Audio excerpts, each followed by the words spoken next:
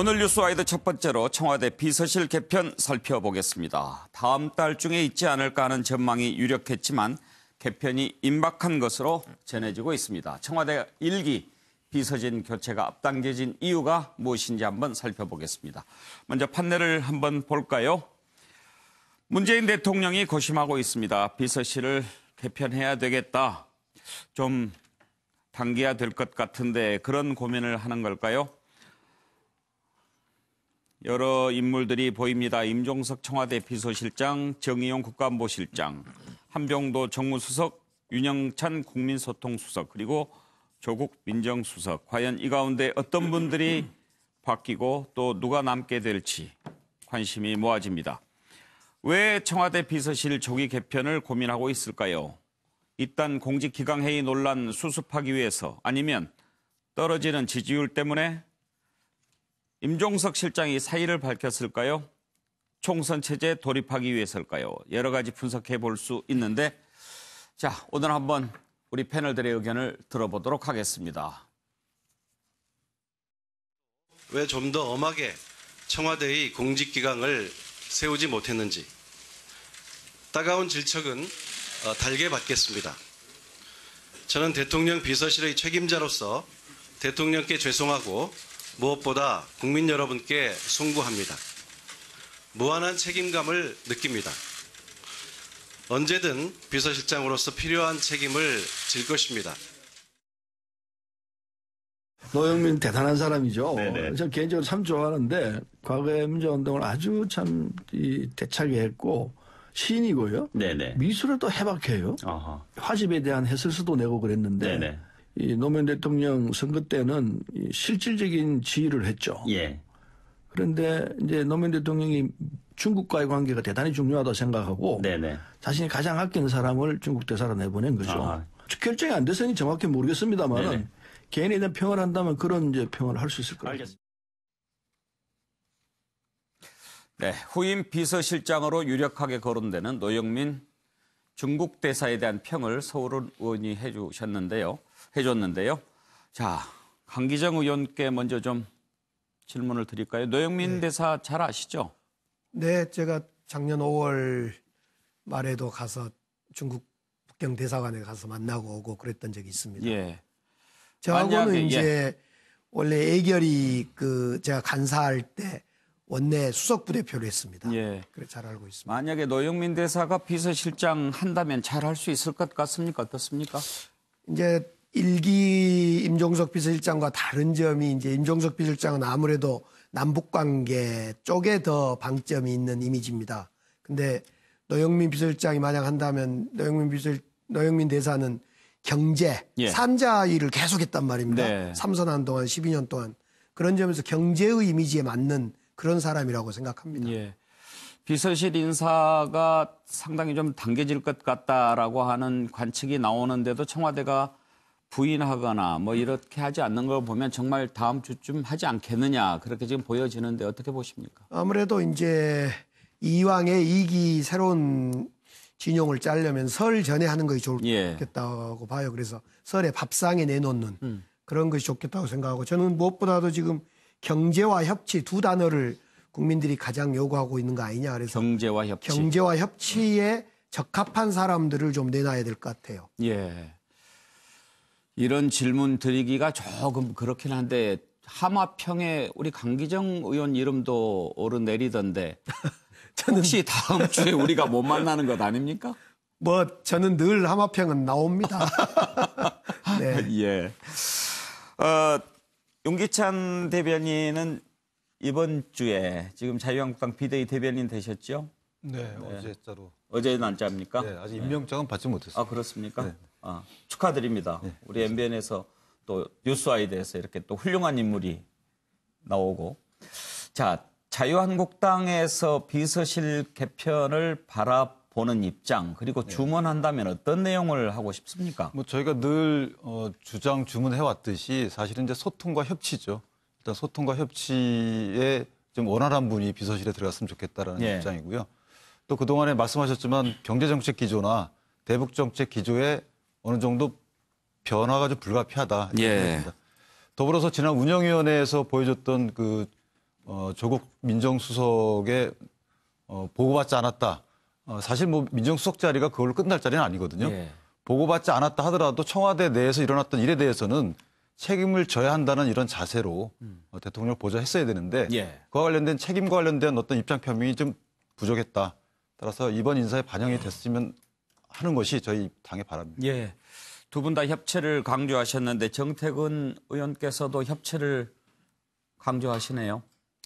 예, 아까 이제 앵커께서 좀 개편이 앞당겨진 이유가 뭐냐고 말씀을 하셨는데 저는 사실 많이 늦었다고 봅니다. 오히려. 그러니까 네.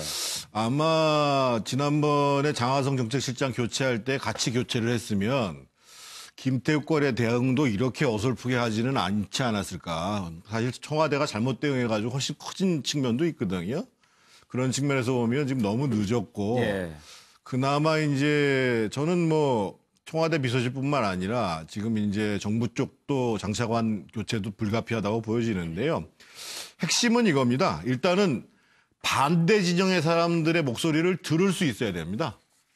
그리고 대통령한테도 그렇고 자기 진영의 지지자들한테 직언을 할 수 있어야 됩니다. 예. 특히 지금 민주당 쪽 성향을 보면은 자기 지지자들한테 절대 싫은 소리 안 하거든요. 그래서 대통령한테도 직언을 하고 자기 지지자들한테도 싫은 소리 할 각오가 돼 있는 사람. 또 한 가지가 지금 말씀하신 그 협치인데 예. 제가 보기에는 우리 강기정 의원은 뭐 우리 토론할 때 보면 아시겠습니다만 듣기도 상대방의 일을 듣기도 잘 들어주고 네. 그리고 이제 또는 직원 반드시 할 거라고 봐요. 그리고 이제 이미 정책을 좀 달아봤기 때문에 정책적 능력도 있고 또 이제 상당히 이제 언론 친화적인 측면도 좀 예. 있고요.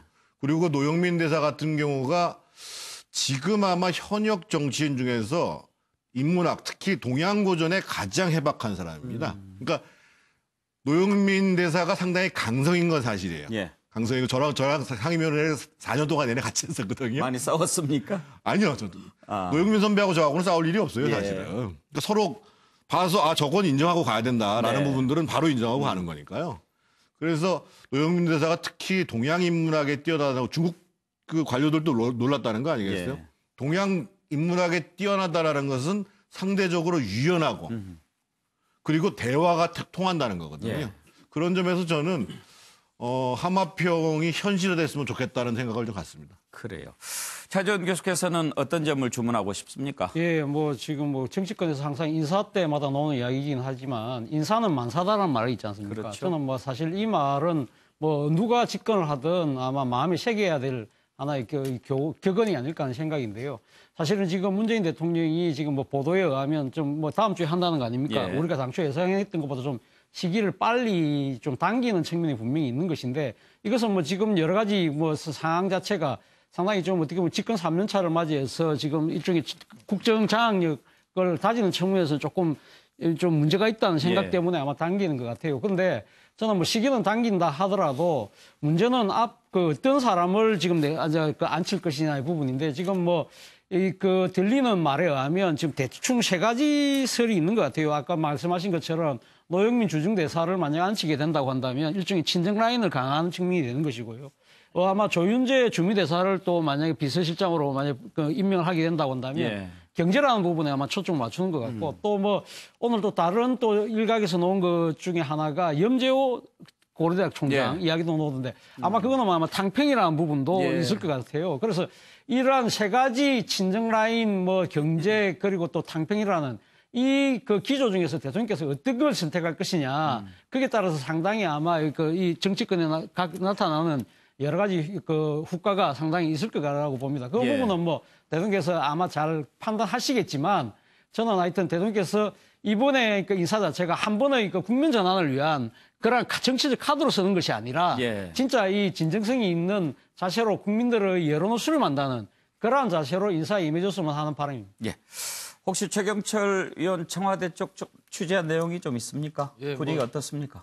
뭐 인사에 대해서 여러 예. 가지 언론 보다가 나오고 있는데 그 부분에 대해서 예전 같으면 절대 아니다고 막 카톡이 막 쏟아지는 예. 청와대 쪽의 반응이 한마디도 하지 않는 걸로 않는 봐서 걸 보면. 인사가 이제 임박했고 예. 제가 몇몇 민주당의 분들하고 그리고 몇몇 장관님들하고도 소통을 해보니까 예. 인사가 임박을 했고 곧 청와대 개편 이후에 곧 개각까지 하는 것으로 이렇게 방향타가 잡힌 것 같은데 네. 어쨌든 대통령께서 여태까지 그 같이 데리고 있었던 셰프와 메뉴판을 이제 대폭 교체해서 어허. 국민들에게 좀 더 먹고 사는 문제에 좀 집중하시겠다는 이런 신호를 보낸 걸로 보입니다. 규모는 어떨 것 같습니까?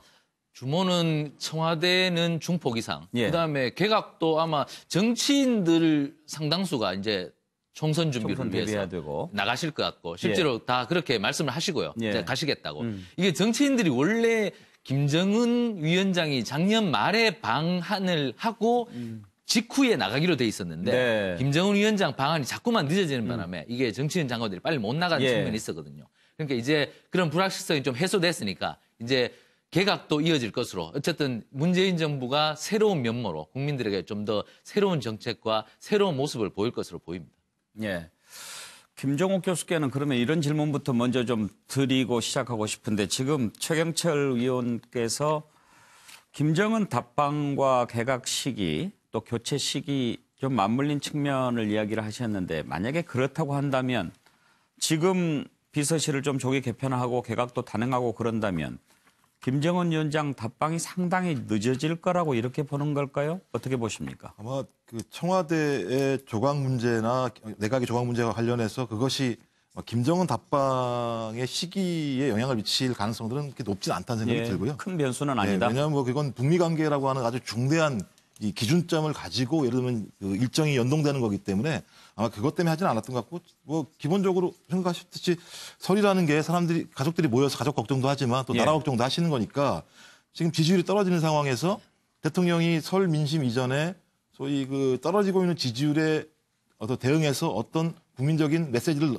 보내셔야 되는 거니까 그런 측면에서는 당연히 가장 중요한 건 좀 민생에 집중하고 현장을 중시하는 새로운 제2기 청와대를 국민들한테 이제 올려놓는 거겠죠. 그래서 이번에 보면 이제 그 교수신문에서 보면 임중도원이라고 사자성어를 얘기했는데요. 그랬죠. 그게 보니까 이제 짐은 무겁고 길은 멀다 이런 말씀하셨는데 그래서 제 생각에는 좋은 정책의 배낭을 맸지만 순서를 잘못해서 좀 무거운 짐들을 아래 내려놓은 것 같아요. 이걸 좀 순서를 바꾸는 작업도 해야 되고 또 혼자 가는 것보단 여럿이 드는 게 좋으니까 협치도 해야 되는 것 같고요. 그다음에 길을 걸으려면 길을 잘 알아야 되니까 현장을 잘 살펴야 되는데 전 이런 측면에서 좀 청와대가 좀 대통령의 지지율에 좀 너무 의지한 측면이 많았던 것 같다. 이제 좀 지지율이 많이 떨어졌으니 거기에 맞게 좀 새롭게 혁신하는 그래서 그 혁신을 통해서 국민이 바라고 있는 경제, 먹고 사는 문제를 해결해주고 좀 관료사회의 혁신을 통해서 예를 들면 현장성을 좀 높이는 방식을 통해서 좀 설 이후에는 좀 국민들이 조금은 좀 편안하고 안정적으로 느낄 수 있는 국정을 운영했으면 좋겠습니다. 알겠습니다.